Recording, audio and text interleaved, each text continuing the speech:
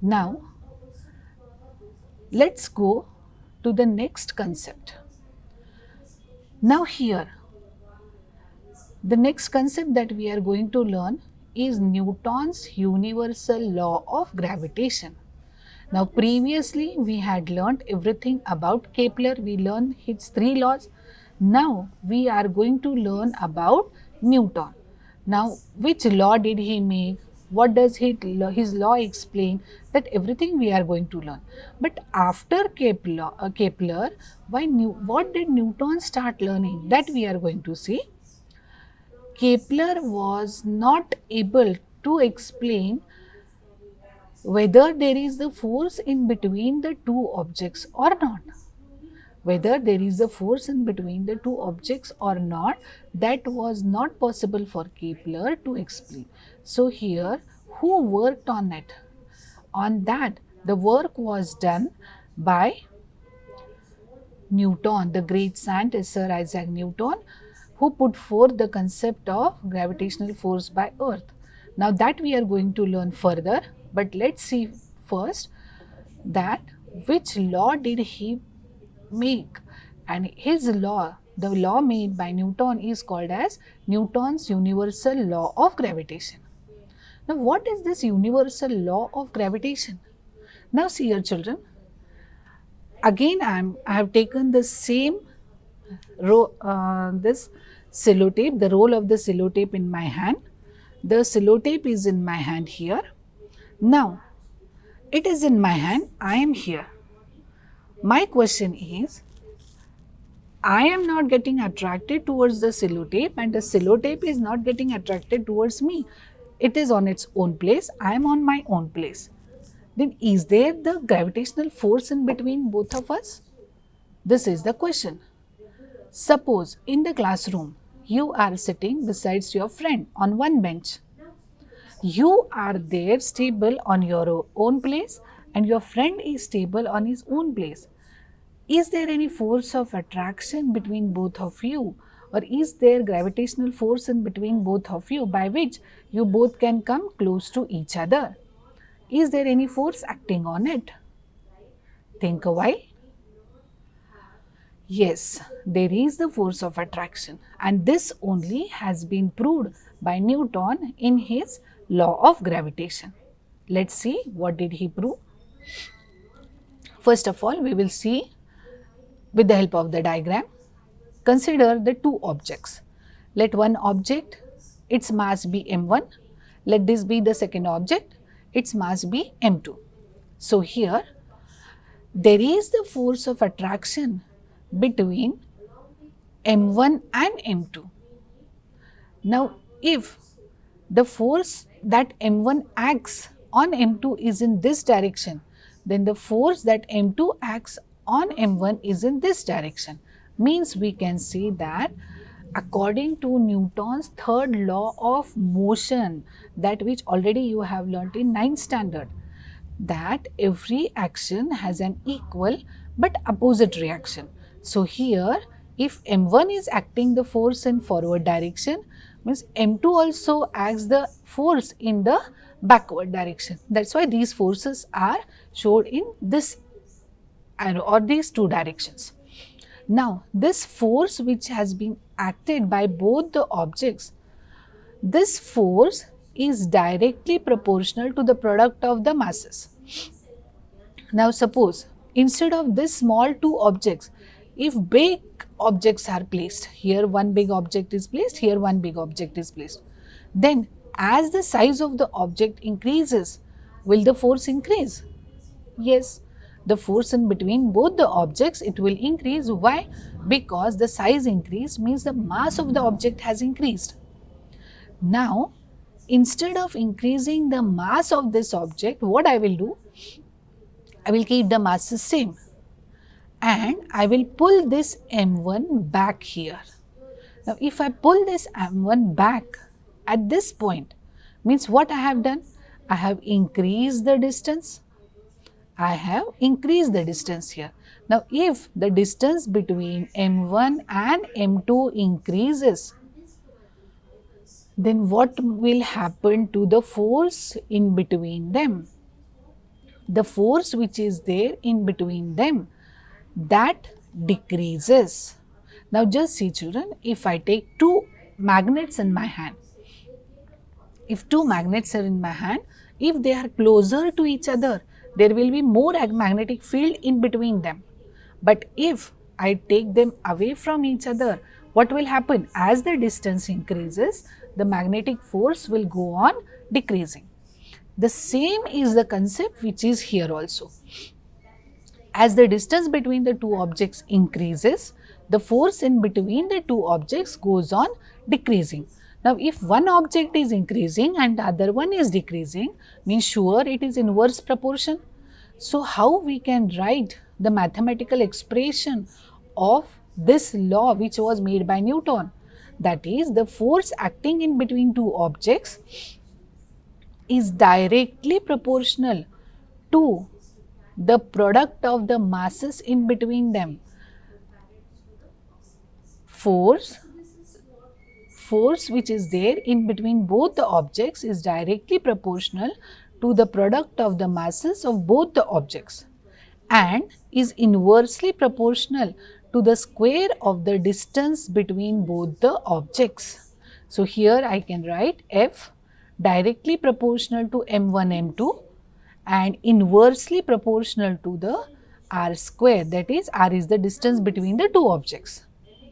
Now, to remove the proportionality sign, one constant of proportion has to be added. Now, which is the constant of proportion added here? It is capital G. Now, what does capital G stand for? Capital G stands for universal gravitational constant. Again, I am repeating, capital G is called as universal gravitational constant. This value of this capital G is constant anywhere in the universe. That's why we can write the formula of universal law of gravitation as F. F stands for force. Capital G stands for universal gravitational constant. M1, M2, product means multiplication, that is M1 into M2. Now, what is M1? M1 is mass of one object, M2 is mass of other object. So, F is equal to G M1 M2 upon R square. Here R stands for the distance between both the objects. So, now let us read the law. What does the law state? This question for 1 mark state Newton's law of gravitation. So, here what does Newton's universal law of gravitation state? It states that every object in the universe attracts every other object with a definite force. This force is directly proportional to the product of masses of two objects and is inversely proportional to the square of the distance between them. That is, F is equal to G m1 m2 upon r square. Force is directly proportional to the product of the masses and inversely proportional to the square of the distance between them. Now, see here children, if we double the masses, now here if it is 1 kg and here if it is 1 kg, instead of that, if I double them, I make this 2 and this 2, then what will happen to the force? The force is also going to get increased, means as this value of mass increases, as the force is directly proportional to the product of the masses, as mass increases, the force is also going to increase. But instead of that, if I increase the distance, now here the distance is r. If I make it 3r, 3r means here if I keep the another object, means the distance has increased. So, if the distance increases, what will happen to the force? If the distance between the two objects increases, then sure the force in between the two objects go on decreasing. Is it clear? As they are inversely proportional. Now, here as I told, this G is the universal gravitational constant. Let us see what is its unit and what is the value of capital G. capital G is the constant of proportionality and is called as universal gravitational constant. Its SI unit is G. The SI unit of G, that is the universal gravitational constant, is Newton meter square kg raised to minus 2. Now, how this unit has come?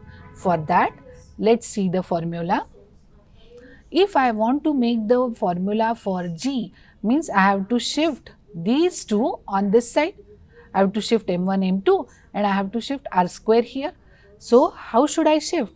This r square which is there in the denominator, it will go in numerator, and m1, m2 which is there in the numerator, it will come in the denominator when it will change its place. So, here let's see what is the unit of G that we can make. It is Newton, which is the unit of force, r square, distance is measured in meter, the MKS unit is meter, so it will be meter square. So, here it will be Newton meter square. Now, this m1, m2 will come down. The unit of mass is kg. So, kg into kg, it will be kg square. So, Newton meter square upon kg square. Now, to bring this kg square on the top, that is in the numerator, according to the law of indices, when the index changes its position, it becomes opposite. So, here the unit of universal gravitational constant is Newton meter square kg raised to minus 2 or kg power of minus 2. This is the unit of capital G. Now, what is its value? Its value, as it is the universal constant, its value remains the same. Nowhere in the universe the value of G changes. And what is the value of this capital G? It is 6.673 into 10 raised to minus 11 Newton meter square kg raised to minus 2. So, this question, what's the value of universal constant? It can be asked, or its unit can be asked. So, again we repeat, the unit of capital G, that is universal gravitational constant, is Newton meter square kg raised to minus 2, and its value is 6.673 into 10 raised to minus 11 Newton meter square kg raised to minus 2. So, here this was everything about the force which acts in between two objects, the formula for the force, the value of the gravitational constant, the unit of gravitational constant, and this everything was proved by the great scientist, that is Sir Isaac Newton. Now, further, let's see what he proved further. You can see the heading, inverse square law of gravitation. Previously, we had seen Newton's law of gravitation, and this is its inverse square law. So, here what Newton did? Newton, from the third law of motion, Kepler's third law of motion, he proved his own law, that is, force is directly proportional to the product of masses and inversely proportional to the square of the distance between them. This is Newton's law of gravitation, and this was proved from Kepler's law, third law, that is, the time taken by the planet to revolve around the sun is directly proportional to the square of the, cube of the mean of the distance between the sun and the planet, that is t square directly proportional to r cube. So, here it has been proved from that mathematical equation. So, let us see how it is proved. Now, see here children, the first one is written here, the formula for centripetal force is equal to mv square upon r. Now, previously we have seen what is the definition of centripetal force. The force acting on any of the object and which is directed towards the center is called as centripetal force. Now, what is the formula for this centripetal force? It is mv square upon r. Now, here what does m stand for? M stands for mass of the object. V stands for velocity of the object and R stands for the radius of the object. Is it clear? So, now let us see here from how this inverse square law of gravitation is proved. Now, let us see, children. The speed of the planet can be expressed in the term of period of revolution, that is t, as follows. Now, see here, children, the distance travelled by the planet in one revolution. Now, suppose, consider here one elliptical figure we have got. Suppose there is a planet here and it is moving around the sun in a certain period, then this period of revolution is called as t. Now, if I ask you measure the length of the circle, how to measure the length of the circle? The length of the circle is nothing but the perimeter of the circle. Now, here if I ask measure the length of this orbit, means you have to measure the perimeter. Now, if it is the perimeter, then what is the formula for perimeter? The formula for perimeter is 2 pi r. You all must be remembering, it is a mathematical formula. The formula to find the perimeter, that is the circumference of the circle, is nothing but it is 2 pi r. Perimeter of this orbit means what it is? It is the circumference and its formula is 2 pi r. So, now let us see. According to the formula of velocity, velocity is what? The distance travelled by an object in the given direction upon time taken. Now, here how much distance the object has taken? The distance that the planet has covered is complete one revolution and it is nothing but it is the circumference. So, the formula for circumference is 2 pi r upon time taken. Let the time taken be capital T. So, 2 pi r upon capital T. Now, let us substitute this value of V in the formula of centripetal force. So, we can write here F is equal to mv square upon r. Now, substitute the value of V, that is 2 pi r, in its own place here. So, it will be m into bracket 2 pi r upon t whole bracket square divided by r. Now, let us find the square of it. 2 square is 4, m will remain as it is, pi square into r square. Now, here is r square and here is 1 r. So, this r and this r gets cancelled from here. So, only 1 r remains.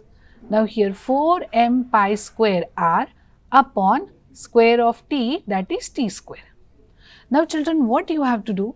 You have to multiply and divide this equation by r square. So, here by r square we have to multiply in the numerator also and by r square we have to multiply in the denominator also. So, if we multiply by r square in numerator, it becomes r cube. So, here what happens? 4m pi square upon r square into r cube upon t square. Now, what is Kepler's third law? T square is directly proportional to r cube. To remove the proportionality sign, we can write t square upon r cube is equal to k. If t square upon r cube is k, then what is r cube upon t square? R cube upon t square is 1 upon k. So, we write here 4m pi square upon r square into k. But 4m pi square upon k, they are constant. 4, it is constant. M, it is mass of the object, that will be constant. Pi, value of pi is constant. K, this is nothing but the constant of proportionality. So, all these 4 values are constant. Then who is changing? Only r square. So, F is equal to constant into r square, or F is inversely proportional to r square, and that only is proved in Newton's law of gravitation. That is, the force is inversely proportional to the square of the distance between them. Hence, Newton proved his law with the help of Kepler's third law. That is why it is called as inverse square law of gravitation. Let us go to the further. Low and high tides. I think these two concepts are very familiar. We all go to the beaches or on the seashore, and there we experience these high tides and low tides. When does the high tide, when do we say that high tide has taken place? When the water level goes on increasing or water level increases, we say that it is the high tide. What do you mean by low tide then? When the water level decreases, that is said to be low tide. Now here, who caused this high tide and low tide? Who is the, or what is the cause behind it? As we have learnt in Newton's law of gravitation that every two objects on the universe attract each other, or there is the force of attraction between any two objects on the in the universe. So here there is the earth, look at the figure, here it is the earth and here it is the moon. Earth attracts the moon and even moon attracts the earth. There is the force of attraction or the gravitational force in between the earth and the moon. Earth applies the force, gravitational force on moon, and moon applies the gravitational force on earth. Due to the gravitational force that is exerted by the moon on the earth, what changes on the earth does it occur? When the earth exerts the gravitational force on the, when the moon exerts the gravitational force on the earth, the water level or the water which comes just below the moon directly increases its level. See here, water directly under the moon gets pulled towards it. It increases its level, means due to the force it gets pulled towards it, and that's why the water level increases. If the water level increases, means at that time we say that high tide has occurred. Now in a day, twice high tide and low tide takes place. So here, if high tide is there,